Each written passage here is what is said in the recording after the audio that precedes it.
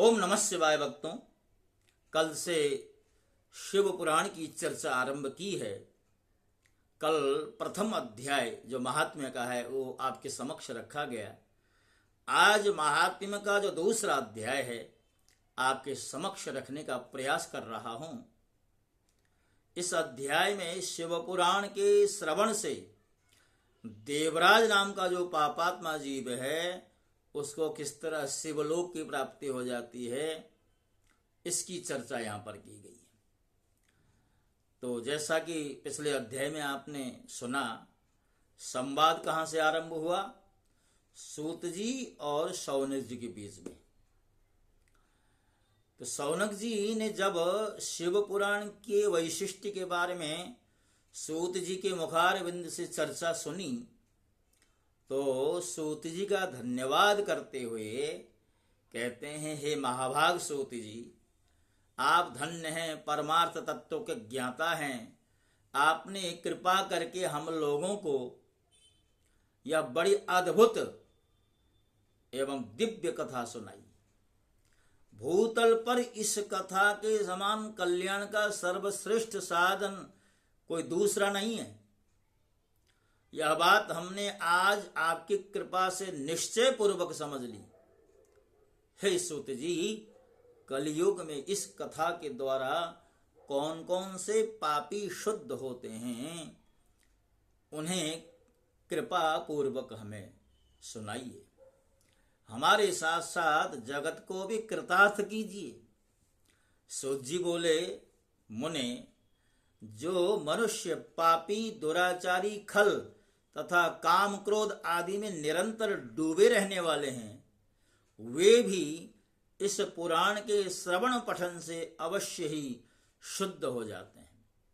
इसी विषय में जानकार मुनि इस प्राचीन इतिहास का उल्लेख करते हैं, इसका उदाहरण दिया करते हैं, जिसके श्रवण मात्र से पापों का पूर्णतया नाश हो जाता है।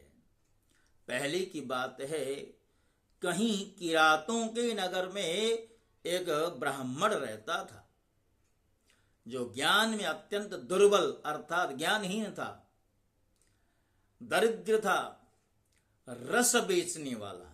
अब रस में कई सारे रस आते हैं। अब शिव पुराण में रस को लेकर के खुलासा नहीं है कि कौन सा रस बेचता था।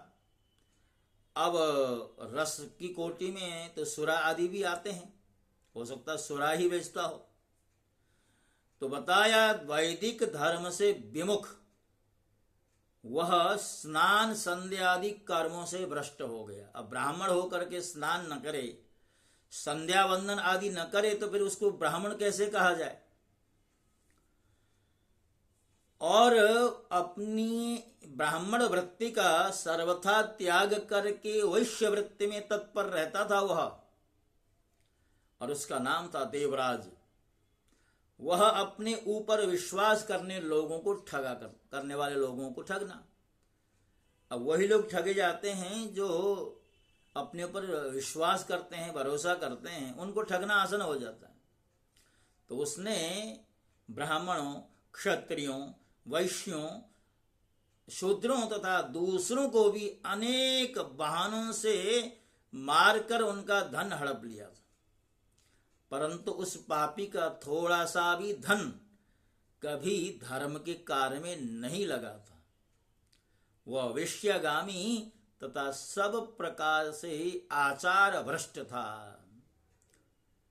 बताया, एक दिन दैव योग से घूमते घूमते प्रतिष्ठानपुर नामक स्थान पर पहुंचा।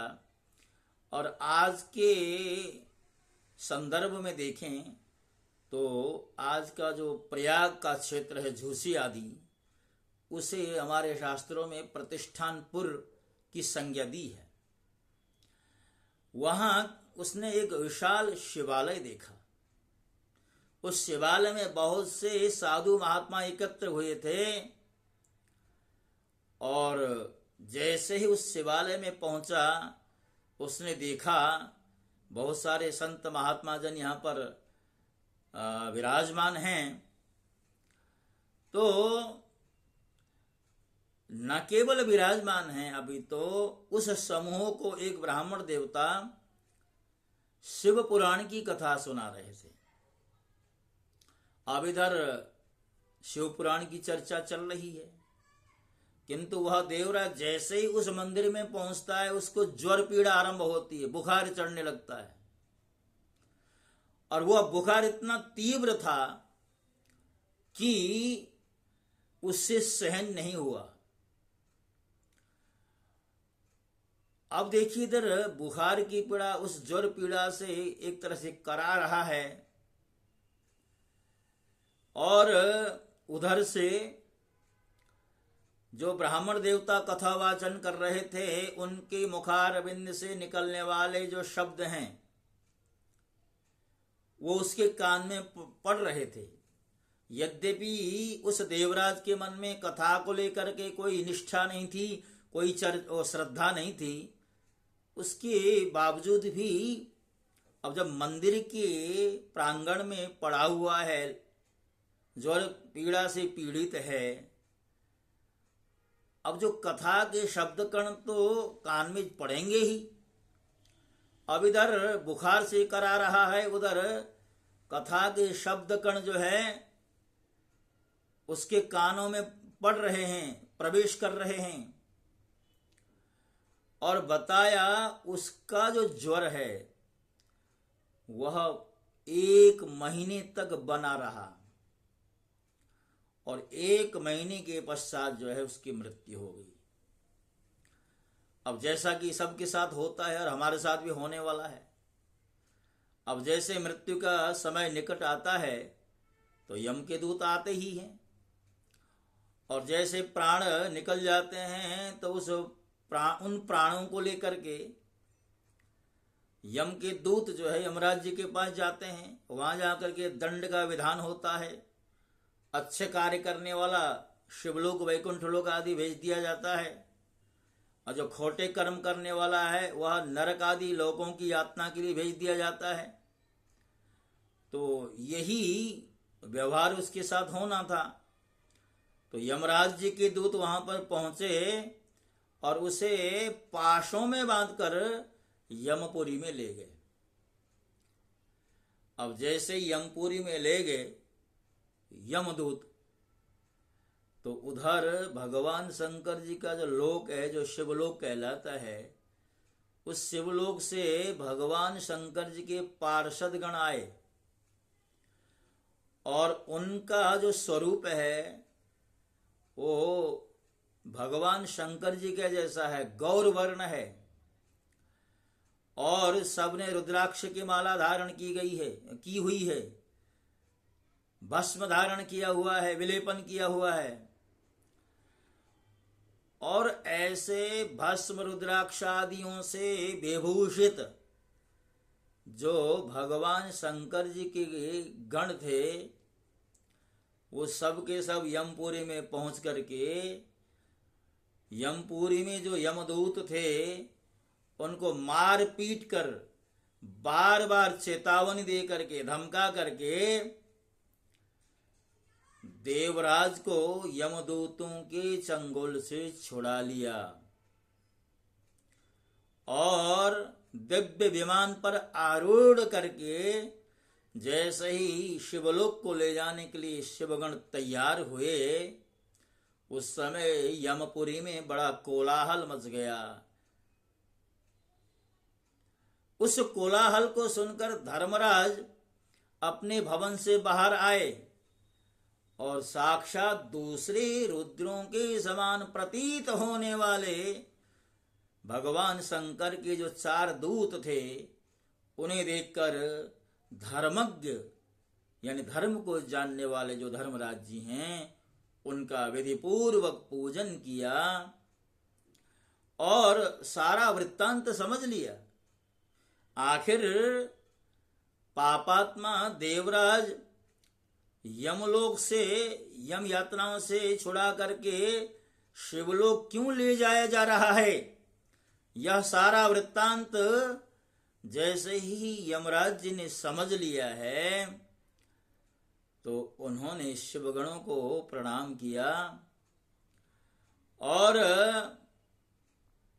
जो पापात्मा देवराज था उसको भी नारकीय यातना से मुक्ति मिल गई। अब देखिए, उस दुष्टात्मा या पापात्मा जो कुछ भी रहा है, जब तक शिव पुराण की कथा नहीं सुनी तब तक ही वो पापात्मा था। कथा सुनने के बाद सर्वथा शुद्ध हुआ, तभी तो जाकर के भगवान शंकर जी के गण आए। उन्होंने यमराज यमदूतों के चंगुल से छुड़ा करके विमान पर बिठा करके उस देवराज को शिवलोक पहुंचा दिया, और न केवल शिवलोक में पहुंचा दिया, अपितु तो भगवान शंकर के हाथों में उसे सौंप दिया। ऐसी दिव्यता भरी कथा को सुन करके शौनक जी कहते हैं कि हे महाभाग सूत जी, आप सर्वज्ञ हैं, आपके कृपा प्रसाद से मैं बार बार कृतार्थ हुआ। इस इतिहास को सुनकर मेरा मन अत्यंत आनंद में निमग्न हो रहा है। अब आप शिव में प्रेम बढ़ाने वाली शिव संबंधिनी दूसरी कथा भी कहें। तो भक्तों, इसी देवराज ब्राह्मण के प्रसंग के साथ साथ, उसकी मुक्ति के प्रसंग के साथ साथ, ये महात्म्य का जो दूसरा अध्याय है उसको यहाँ पूर्णता प्रदान की गई है। और जो अगला प्रसंग है वह अगले अध्याय अर्थात तीसरे अध्याय में आपकी सेवा में उपस्थित वो प्रसंग किया जाएगा। तब तक के लिए मैं आपसे विदा होता हूँ। ओम नमः शिवाय। और ऐसी अपेक्षा करता हूँ कि हमारा जो प्रयास है आपके कानों में, इधर श्रीमद् भागवत की भाव यात्रा भी चल रही है और पैरेलल अब शिव महापुराण की भी यात्रा चल रही है, तो आप दोनों यात्राओं में सहभागी बने, अर्थात इन दोनों पुराणों के भावों को श्रवण करें, अपने कर्ण पुंज में उनको भर लें, ताकि आपका भी उद्धार होगा और हमारा भी कल्याण होगा। ओम नमः शिवाय। बोले शंकर भगवान की जय।